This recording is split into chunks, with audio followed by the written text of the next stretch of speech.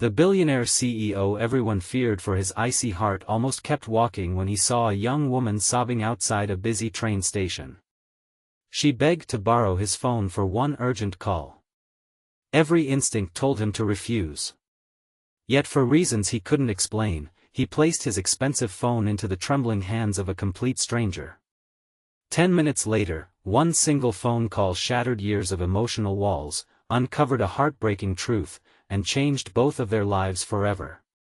If you believe kindness, forgiveness, hope, and second chances can transform lives, please like this video, leave a meaningful comment, share this story with someone who needs hope today, and subscribe to our channel so you never miss another emotional journey with our family and our community.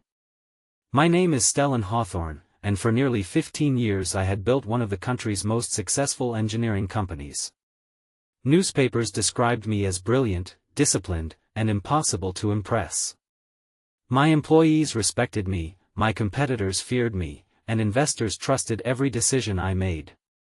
Yet none of them knew that after losing my younger sister in a tragic accident years earlier, I had quietly shut everyone out of my personal life. Success filled my calendar, but it never filled the emptiness waiting for me whenever I returned home.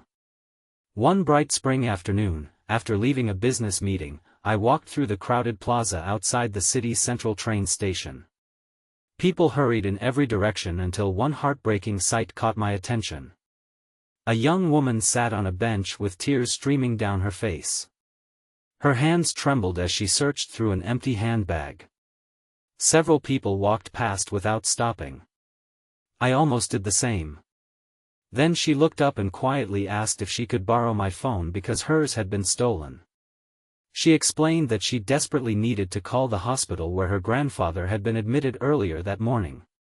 Normally, I never handed my phone to strangers. That afternoon, something inside me told me to trust her. Her name was Alara Winslow. As she made the call, I noticed the relief that slowly replaced the fear in her eyes.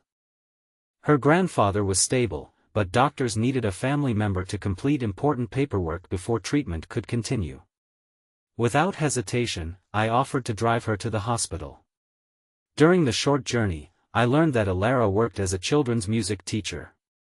She had raised herself after losing both parents as a teenager, while her grandfather became the only family she had left.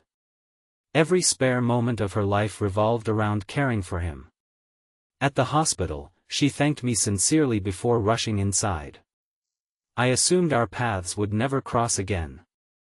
Several days later, I attended a charity event my company sponsored at a children's rehabilitation center. As I walked through the brightly decorated hallways, I suddenly heard the sound of children laughing. Standing beside a piano was Alara. She smiled as dozens of children sang together despite their physical challenges. She encouraged every shy child, celebrated every small success, and somehow made the entire room feel brighter. Watching her, I realized kindness carried a strength far greater than wealth. After the performance, she recognized me immediately. She introduced me to her grandfather, Alden, who had recovered enough to attend the celebration. The elderly man thanked me for helping his granddaughter during one of the most frightening days of their lives. His gratitude felt genuine and deeply humbling. Over the following months, our friendship developed naturally. Every Saturday afternoon I volunteered at the rehabilitation center, helping renovate classrooms while Alara organized music programs. The children slowly chipped away at the emotional walls I had built around myself. One little boy proudly handed me a drawing showing our entire volunteer group standing together beneath a giant rainbow. At the center of the picture he had written one sentence: "Kind people build strong hearts." I carried that drawing inside my briefcase for years. Then an unexpected crisis arrived. The rehabilitation center announced it might close because of severe financial difficulties. Hundreds of children would lose essential therapy and educational programs. The announcement devastated the entire community. Alara refused to surrender. She organized fundraising concerts. Parents volunteered. Teachers donated supplies. Local businesses contributed what they could. Watching everyone unite inspired me more than any boardroom success ever had. Quietly, I began reviewing the center's finances through my company's charitable foundation. I discovered years of poor management had nearly bankrupted an organization doing extraordinary work. Instead of writing a simple donation check, I proposed a complete partnership. My company would fully restore the building, create long-term financial support, and establish vocational programs allowing older students to prepare for future careers. The board accepted immediately. Construction began within weeks. The children celebrated every afternoon as classrooms transformed into colorful learning spaces filled with hope. During one volunteer day, Elara admitted something she had never shared before. The phone call she made using my phone had not only saved valuable treatment time for her grandfather.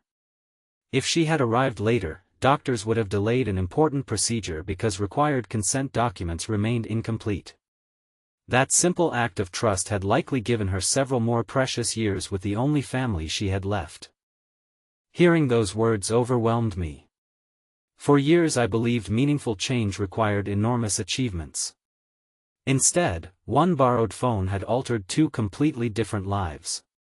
As the rehabilitation center reopened with joyful celebrations, I realized something else had changed. The man who once measured life only through profit margins had begun measuring it through people. My company continued growing, but now every major project included community programs, scholarships, and accessible public spaces inspired by the children who had unknowingly taught me compassion. Elara remained beside me through every challenge. Not because of my success.